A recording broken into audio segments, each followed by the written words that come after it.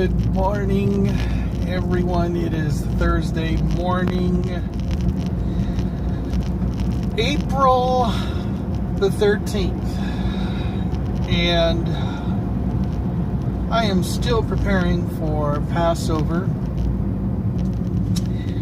I need to go out and get some horseradish tonight, and I need to make sure the sound system's working.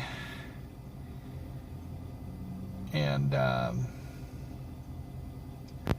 in the midst of that, I got a lot of other stuff going on. I'm exhausted because I drank some black tea yesterday, like 2 cups, and it had a lot of caffeine, and it kept me up last night, just like coffee would keep me up. So now I know I can't overdo it on the caffeine tea as well, because that'll run me down just the same as coffee. So, although not as harsh as coffee, but this morning I woke up and I realized what a hurricane of things that I did last night when I got home. I mean, I was all over the map. I mean, I went to the gym with my wife as a guest because she wants me to sign up. So it looks like I might sign up for her sake, because she wants to, exercise more frequently during the week. And they have really good treadmills over there. And so we went there, and probably we exercised for about a half an hour on a treadmill. And then when I got home, I went out back and I started scraping the paint on the back door. And by this time, it was like 8:30, 9 o'clock, and I was still going pretty strong. And so I decided I made a little progress, and then I went back inside and proceeded to cook a vegetable curry soup and some brown rice for lunch today.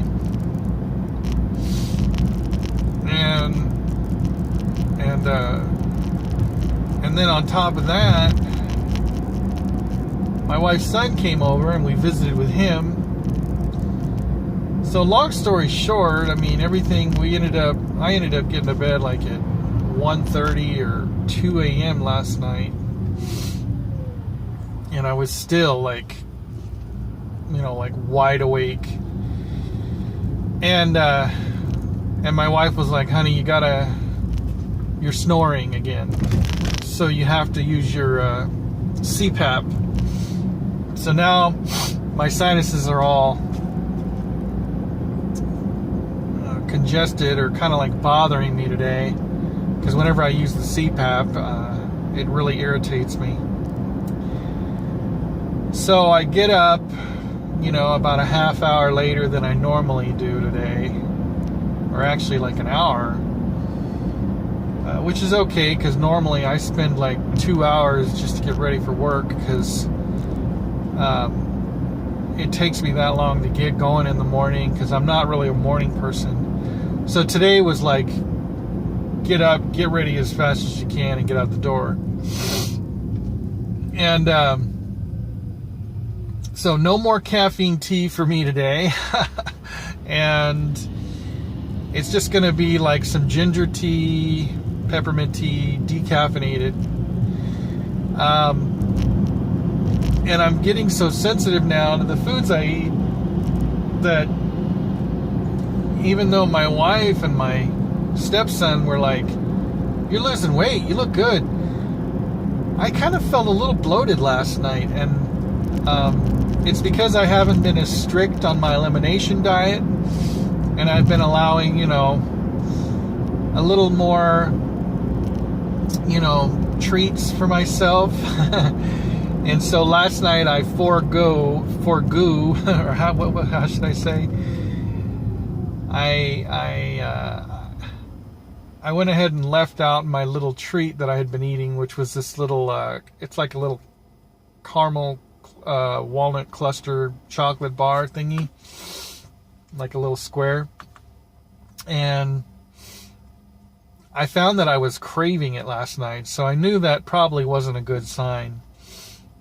And I think that's really good. Like when you start to have like a certain taste in your mouth, and you're in essence almost like you're still digesting the food from the day before. You still have the molecules in your mouth or something, or maybe it's just the brain recalling the need for the sweet and the savory and the salty, because you can essentially taste that food in your mouth. And so what I have realized is that in order to purge that from your system, in order to get rid of that from your system, you need to do without. You need to fast from that food until the craving in your mouth essentially just burns away. It's almost like every ounce, every inkling of that sugar or that salt or those chemicals or whatever that's in the artificial flavors essentially gets burned out of the body. And like if there are certain bacterias or certain yeasts in your stomach, and they have proven this, that the bacteria and the yeast actually communicate chemically with your nervous system. It's astounding, yes, I know, but they release chemicals in your stomach which communicate with your stomach nervous system, which communicate with your brain, which create cravings. And so essentially the yeasts are telling your brain, hey, give us more sugar, give us more of what you gave us the day before. And then your brain actually recalls that food that you ate, that those yeast and that those bacteria want. So what you need to do is resist that communication and let the residual sugars and traces of that food burn away. And then you need to, eat your healthy foods, your fruits and your vegetables, and essentially build a colony of healthy bacteria in your gut, which will continue to send good messages to your brain for good food, good fiber, good minerals and vitamins. And then you'll begin a good cycle again. But as soon as you feel yourself on a bad cycle, that's sort of the key to do without something, that you're craving. It's okay to celebrate every once in a while. Because, like for instance, Passover is coming up, and it's like, you're going to be eating different things that you haven't been eating before. And it's time, there's times for celebration, and then after the celebration's over, you go back to your normal routine. And so that's why it's better, it's best if you don't treat yourself as much in the in-between times of celebrations, because there's always a birthday party, there's always a family gathering, there's always a national holiday or something that you need to give yourself permission to feast, because feasting is a part of life. But so is fasting. So Anyway, I might have mentioned this before, but this October, I have to turn in my electric car, or I have to make a decision about my electric car because it's a lease. So I might have, I'll have the option to buy the car, which would mean I'd take out another loan, 5-year loan probably, to buy this car. And the technology for this car has already been surpassed, so I can get this electric car up to about a charge of 102 miles range,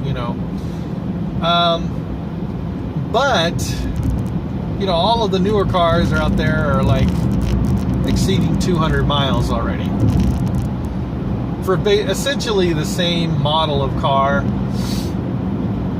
And so the only reason for me to buy the car would be to, well, number one, financially, it would be easier for me to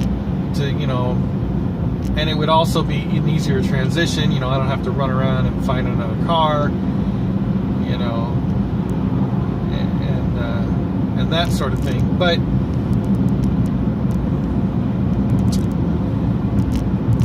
there's some other things. It's like this car was in a minor fender bender.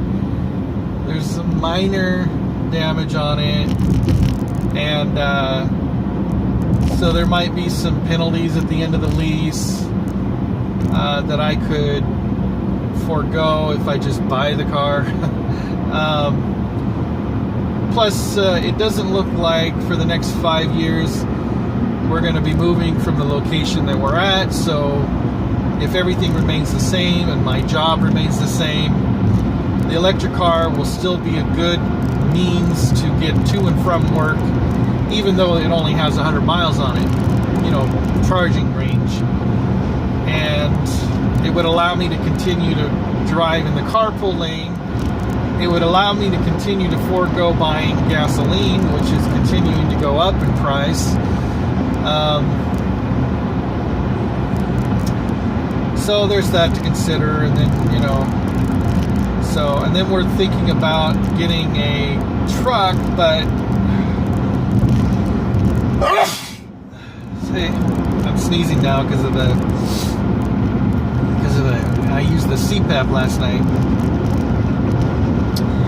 Anyway, I'm going to leave it at that, and I'm going to say God bless everyone today. Keep seeking truth.